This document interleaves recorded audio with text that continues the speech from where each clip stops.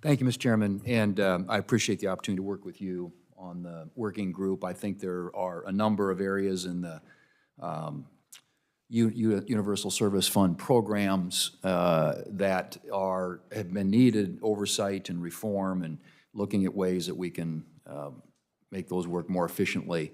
And so I look forward to our continued efforts in that regard. And thank you for having the hearing this morning. Thank you to all our witnesses for being here. Let me start by saying that an internet connection provides significant opportunities to run a business, provide health care, or do homework.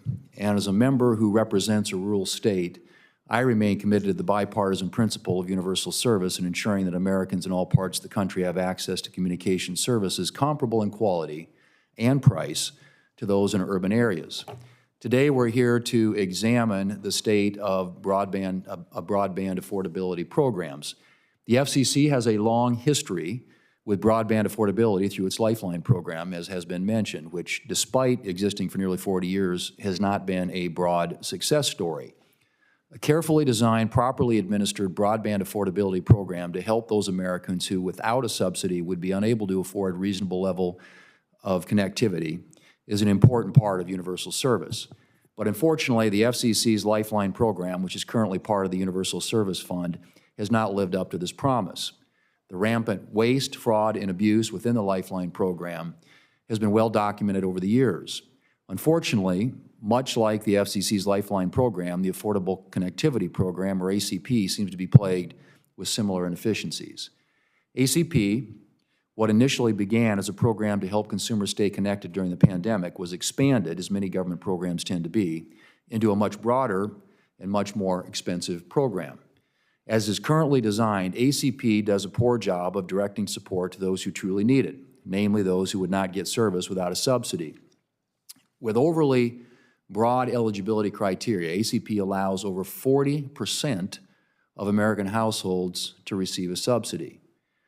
If all of the eligible households were enabled, or I should say were enrolled into ACP, the program would cost the taxpayer over $19 billion annually.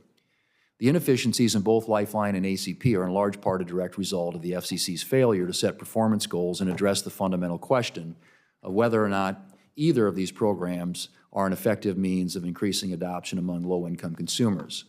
Without performance goals, we have no evidence to support that ACP or Lifeline are effective in connecting non-subscribers to the internet.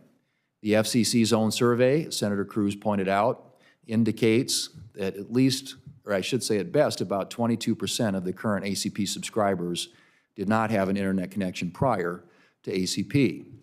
It is imperative that the FCC conduct such an analysis so that we can make informed decisions on the future of broadband affordability programs for truly low-income Americans. And simply saying 23 million households will lose broadband if ACP does not receive new funding is not undertaking a fundamental analysis. The American people deserve better, and we need an honest assessment of how to best deliver services to those actually in need. To that end, I appreciate Senator Lujan's work leading the USF working group with me and other members of this committee to address the needs and shortfalls of the USF programs. We also must recognize the federal government will not solve the digital divide on its own. The United States' light touch regulatory approach to broadband policy has resulted in telecommunications providers in South Dakota and the rest of the country making network reliability, affordability, and resiliency a priority. During the pandemic, when demand for reliable internet soared, U.S. broadband providers were able to keep Americans connected, which was not the case in other countries. And now as ACP winds down, I appreciate how the private sector is stepping up, turning to low-income programs they offered prior to ACP. The White House and some in Congress have called on companies to continue offering free service to consumers despite ACP dollars running out. This, of course, is akin to rate regulation and demonstrates that what Democrats have wanted all along. The efforts to promote quality and affordable broadband are under attack by the Biden FCC. Just last week, the FCC once again asserted broad new government powers over the internet using rules that were designed for telephone monopolies back during the Great Depression. The last time these heavy-handed regulations were imposed, as Senator Cruz pointed out, broadband investment declined. And there's good reason to believe this will happen again.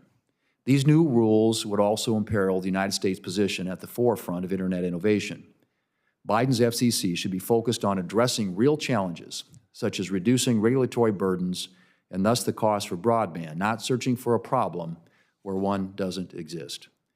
Before I close, I'd also like to add that I hope we can hear from the FCC directly about their broadband affordability programs and many other important issues.